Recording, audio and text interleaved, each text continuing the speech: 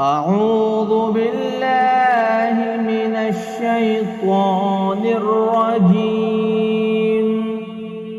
بسم الله الرحمن الرحيم. أرأيت الذي يكذب بالدين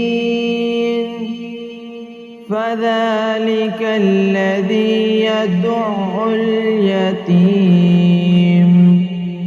ولا يحض على طعام المسكين فويل للمصلين